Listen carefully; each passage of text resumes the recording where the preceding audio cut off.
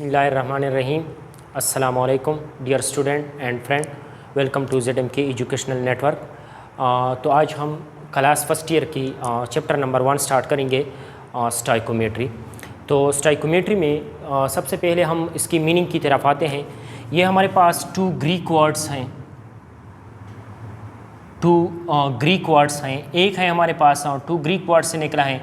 एक है हमारे पास स्टाइक्योन और सेकंड वन है मेट्रोन। स्टाइक्योन की मीनिंग है एलिमेंट और मेट्रोन की मीनिंग है मेजरमेंट। यानी कि ये हमारे पास केमिस्ट्री की वो ब्रांच है जिसमें हम क्या करेंगे, एलिमेंट की मेजरमेंट करेंगे। तो आइए इसकी डिफिनीशन की तरफ आते हैं। द ब्रांच ऑफ केमिस्ट्री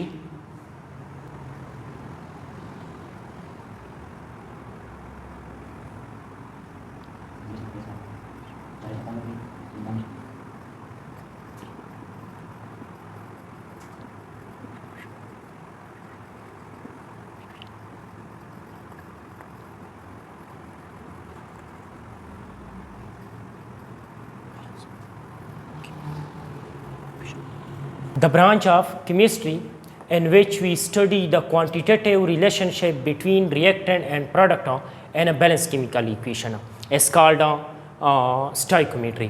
तो आइए एक्सप्लेनेशन की तरफ आते हैं। ये हमारे पास 5 वर्ड्स हैं। ये 5 क्वेश्चन पैदा होते हैं। Question number 1, what is balance chemical equation. Question number 2, what is mean by reactant and product. Question number 3, what is mean by relationship. And last question, what is mean by quantitative. तो सबसे पहले balance chemical equation की तरफ आते हैं कि ये किसे कहते हैं। बैलेंस केमिकल इक्वेशन हमारे पास सिंपल सी बात है।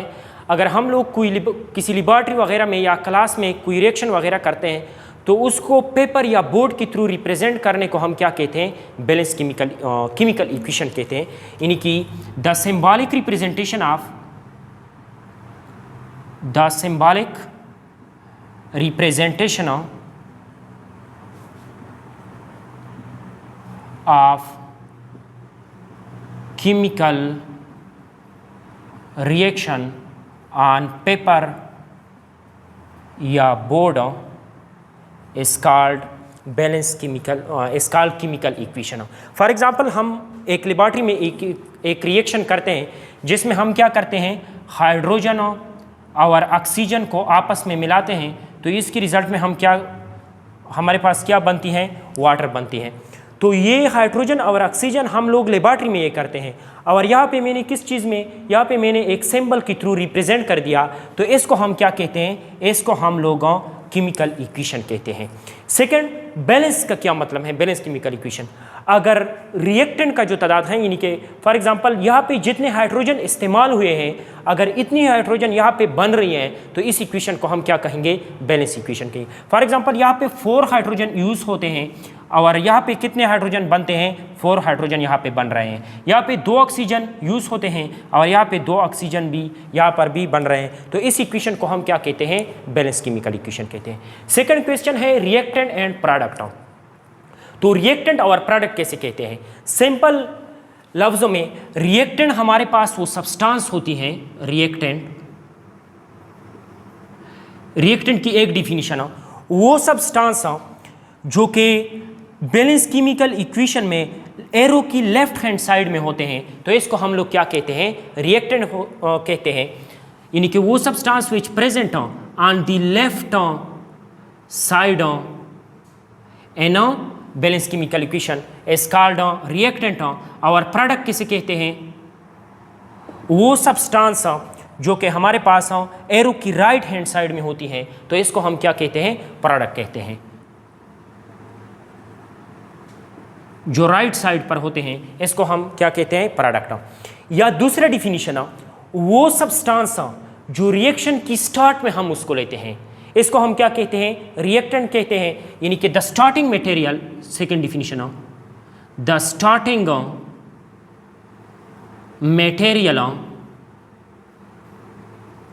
Of chemical reaction is called reactant.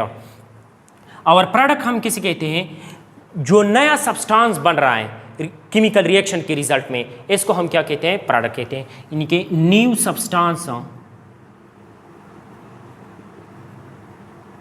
formed during a chemical reaction is called product।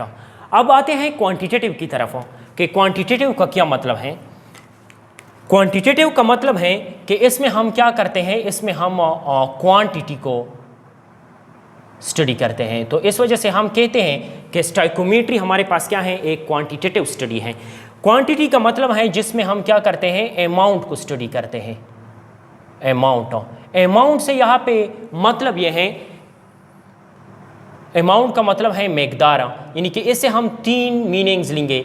एक हम मास, यानी कि जो ग्राम में दिया हो इसको हम मास कहते हैं। दूसरा मोल, तीसरा हम वॉल्यूम, और चौथा इसे हम पार्टिकल कहेंगे। कि फॉर एग्जांपल हम कहते हैं कि यहाँ पे हमारे पास फॉर एग्जांपल 4 ग्राम हाइड्रोजन है, या 2 मोल हाइड्रोजन है, या हमारे पास 20 डीम क्यूब हाइड्रोजन है। ये यानी कि इसमें हम क्वांटिटी दिखेंगे, मकदार दिखेंगे कि रिएक्टेंट का कितना मकदार है और प्रोडक्ट का कितना मकदार है। तो रिलेशनशिप का मतलब है कि रिएक्टेंट और प्रोडक्ट का रिलेशनशिप से मतलब यह है कि हमारे पास यहाँ पे कितना रिएक्टेंट जो है ये कितना प्रोडक्ट बनाएगा। फॉर एग्जांपल हम यहाँ पे कहते हैं कि 10 मोल अगर हम H2 यूज़ करें तो ये हमारे पास कितना वाटर बनाएगा, ठीक है। या in other word 30 mole H2O बनने के लिए हम यहाँ पे कितना हाइड्रोजन यूज़ करेंगे। तो इस किस्म की रिलेशन को हम क्या कहते हैं, क्वांटिटेटिव रिलेशनशिप कहते हैं, जिसमें हम रिएक्टेंट और प्रोडक्ट के दरमियान हम क्वांटिटी चेक करेंगे कि हमारे पास रिएक्टेंट बनने के लिए प्रोडक्ट बनने के लिए हम कितना रिएक्टेंट यूज़ करेंगे, या कितना रिएक्टेंट हम यूज़ करें कि वो हमारे पास कितने प्रोडक्ट बनाएंगे। तो इस किस्म की स्टडी को हम क्वांटिटेटिव रिलेशनशिप कहते हैं। अगर रिएक्टेंट भी मोल में दिया हो और प्रोडक्ट भी मोल में रिक्वायर्ड हो तो इस किस्म की रिलेशनशिप को हम कहेंगे मोल रिलेशनशिप। अगर रिएक्टेंट हमारे पास मोल में दिया हो और प्रोडक्ट मास में मांग रहा हो तो इसको हम मोल मास कहेंगे। अगर रिएक्टेंट भी मास में दिया हो और प्रोडक्ट भी मास में मांग रहा हो तो इसको हम कहेंगे मास कन्वर्जन या मास रिलेशनशिप। तो ये क्या होती है ये हम बाद में डिस्कस करेंगे।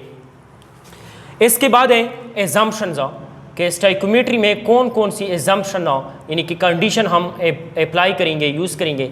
फर्स्ट एजम्पशन है स्टोइकोमेट्री का कि हमारे पास जो रिएक्शन होती है वो इरिवर्सिबल होगी। रिएक्शन मस्ट बी इरिवर्सिबल यानी कि इरिवर्सिबल का मतलब ये होगा कि रिएक्टेंट कंप्लीटली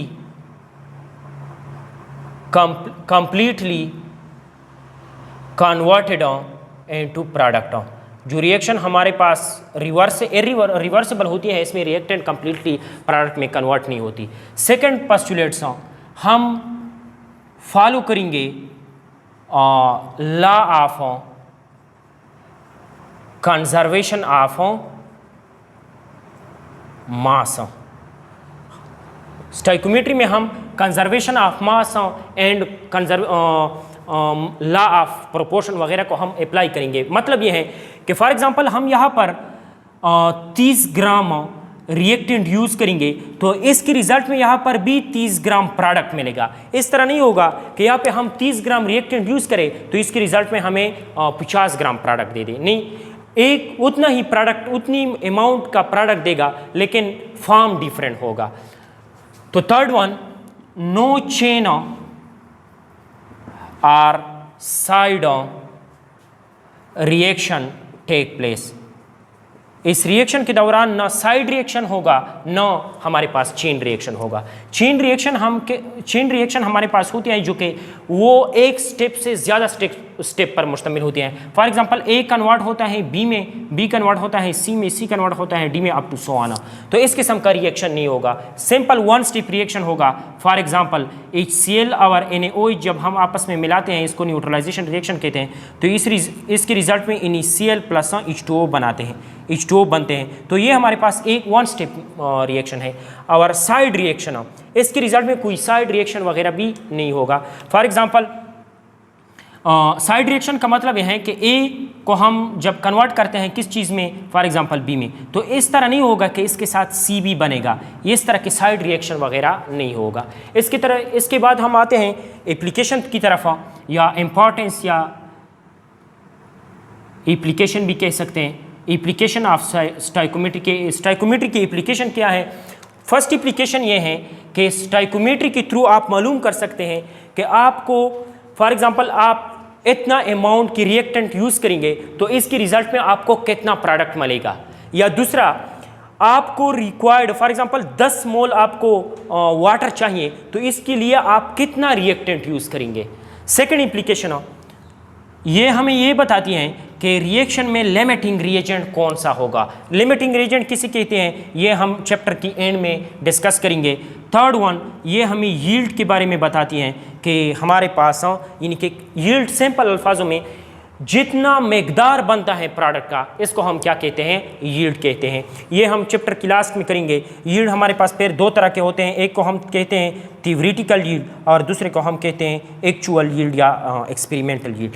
तो इस स्टोइकोमेट्री में हम यानी कि बैलेंस केमिकल इक्वेशन को डिटेल में पढ़ेंगे, यील्ड को भी डिटेल में पढ़ेंगे और लिमिटिंग एंड एक्सेस रिएजेंट को भी डिटेल में पढ़ेंगे। तो that is all about the stoichiometry. Thank you.